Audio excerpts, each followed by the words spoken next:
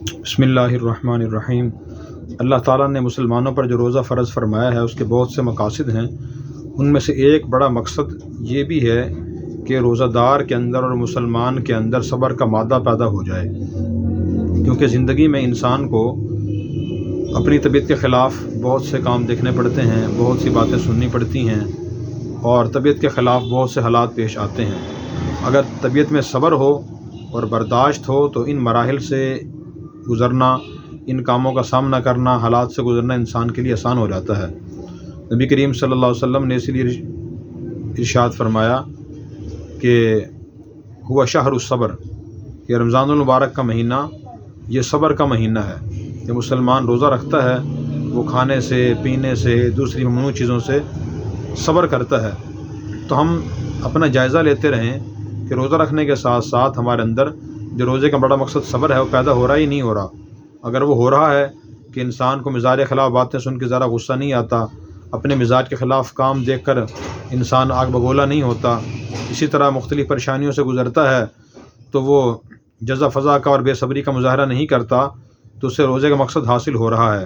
اور خدا نہ خواستہ اس میں بے صبری پہلے کی طرح ہی ہے، تو اس کا مطلب یہ ہے کہ اس کا فرض روزہ تو ادا ہو رہا ہے لیکن روزے کا اصل مقصد اسے حاصل نہیں ہو رہا۔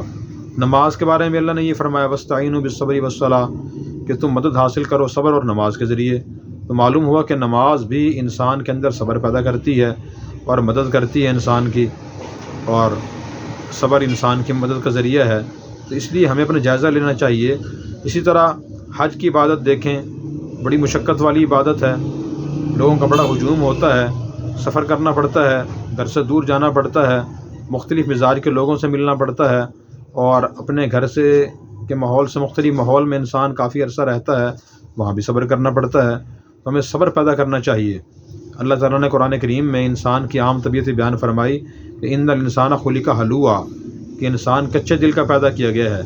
اذا مسہ الشر جزوعا، جب اسے کوئی برائی پہنچتی ہے تو بے صبری کا مظاہرہ کرتا ہے، اور اذا مسہ الخیر منوعا، جب اسے مال یا کوئی اچھائی اور خیر ملتی ہے اسے روک لیتا ہے، کسی کو دیتا نہیں ہے۔ تو بہرحال صبر جو ہے یہ بہت عظیم صفت ہے، اور ساری زندگی انسان کو اس کی ضرورت پیش آتی ہے۔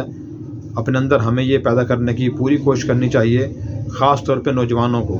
شام کو بیٹھ کر یہ دیکھیں اور سوچیں کہ آج میری زبان سے بے صبری میں کون سی غلط باتیں نکلی ہیں، آج میں نے بے صبری کی وجہ سے کون سے غلط کام کیے ہیں یا نامناسب کام کیے ہیں۔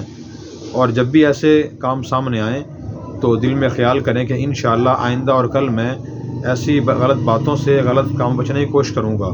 اور اللہ تعالیٰ سے دعا بھی کرنی چاہیے، ربنا افرغ علینا صبرا، قرآن کریم کی آیت ہے، اے ہمارے رب اب ہم پر صبر کو انڈیل دیجئے۔ جیسے ہم پانی کسی کے اوپر انڈیلتے ہیں، آدمی بالکل گیلا ہو جاتا ہے، تو اللہ نے ہمیں یہ دعا سکھائی کہ ہم صبر کے انڈیلنے کی دعا کریں، یا اللہ مجھے صبر عطا فرما، بیماری میں، مالی مشکلات میں، پریشانیوں میں، گھریلو پریشانیوں میں، خاندانی پریشانیوں میں، اور اسی طرح مختلف مراحل سے، حالات سے گزرنے میں، یا اللہ مجھے صبر عطا فرما۔